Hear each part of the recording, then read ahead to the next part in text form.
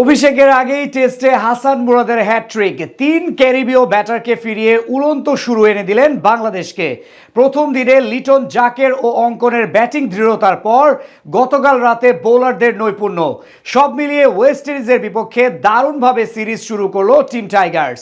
স্বাগতিকদের বিপক্ষে হাসান মুরাদের হ্যাটট্রিক সহ বাংলাদেশের পারফরমেন্স নিয়ে বাকিটা জানবো রিপোর্টে।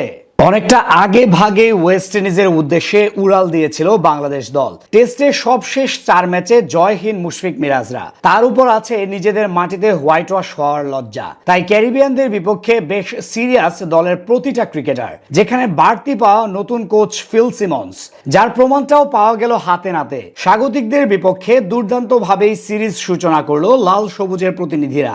বিশেষ করে টেস্টে অভিষেক হওয়ার আগেই হাসান মুরাদের হ্যাটট্রিক আলাদাভাবে নজর কেড়েছে সবার। সময়টা একদমই ভালো যাচ্ছে না বাংলাদেশের। সবশেষ পাকিস্তানের বিপক্ষে তাদের মাটিতে 2-0 ব্যবধানে সিরিজ জয়ের পর মোট 3টা সিরিজ হারতে হয়েছে, যার সুবাদে আত্মবিশ্বাসের দিক থেকেও অনেকটাই পিছিয়ে পড়েছে টাইগাররা। তবে ক্যারিবীয় দ্বীপপুঞ্জে প্রস্তুতি ম্যাচের পারফরমেন্স কিছুটা হলেও আশার খোরাক যোগাবে। এই ম্যাচে আগে ব্যাট করে শুরুটা অবশ্য মনমতো হয়নি বাংলাদেশের, কিন্তু মাঝপথে 3 উইকেট কিপার ব্যাটারের দৃঢ়তায় লড়াকু পুঁজি পায় লিটন মুমিনুলরা। 7 উইকেট হারিয়ে 253 রান নিয়ে ইনিংস ঘোষণা করার পর বল হাতে শুরুটা ভালো করেন পেসার হাসান মাহমুদ। দিনের শেষ মুহূর্তে মাত্র 1 ওভার বল করতে এসে প্রতিপক্ষ অধিনায়কের উইকেট তুলে নেন এই পেসার। প্রথম দিনটা যেখানে শেষ করেছিল বাংলাদেশ, দ্বিতীয় দিন সেখানে শুরু হয় বৃষ্টি, যার সুবাদে স্বাগতিকরা নিজেদের ইনিংসে ব্যাট করার সুযোগ পায় মাত্র 27.4 ওভার। তাতে অবশ্য প্রস্তুতির 16 কলা পূর্ণ করে নেয় টাইগার বোলাররা।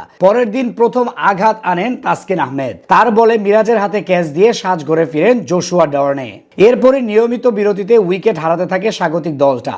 এই ম্যাচের সবচেয়ে বড় প্রাপ্তি তরুণ হাসান মুরাদের হ্যাটট্রিক। নিজের দ্বিতীয় ওভার করতে এসেই বাজিমাত করেন এই স্পিনার। টেস্ট অভিষেকের অপেক্ষায় থাকা বাহাতি স্পিনার 26তম ওভারে এসে করেন নিজের প্রথম ওভার।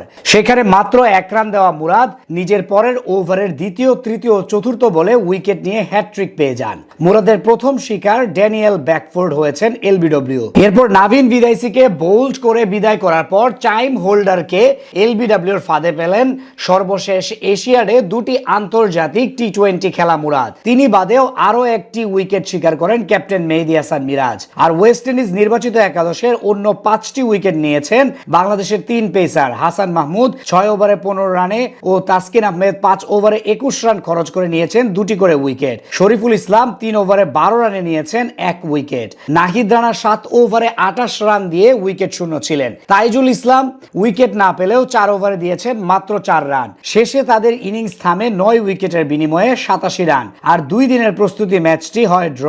ফল অবশ্য এই ম্যাচের মুখ্য বিষয় ছিল না, ছিল ম্যাচ পরিস্থিতির অনুশীলন, যেখানে বলা চলে শতভাগ সফল টিম টাইগার্স।